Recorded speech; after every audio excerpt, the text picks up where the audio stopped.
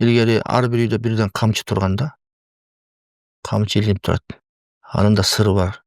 Камчыны алып туруп аялды сабаш керек деген ал жерде эч кандай философия болгон эмес. Үйдө аял заты сезип туруш керек. Мени коргой турган Кудай Тааладан кийин колдой турган бир күч бар деп. Ушу камчыны көргөн сайынчы. Ал камчы менин өмүрлүк жарымдын, күйөөмдүн колундагы камчы.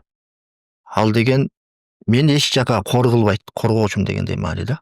Демек ошол камчыны аял киши өзүнө катары колдонула турган нерсе эмес, өзүн коргош үчүн колдонула турган буюм катары кабыл алыш Коркпой керек жашаш экен керек да. Менин коргоочум бар. Таяна турган өмүрлүк жарым бар. Мени эч жерден эч жерге кор кылбайт деп. Аял зат аманат да. Өмүр батыл өтүп кетет, кыямат күнү суралабыз.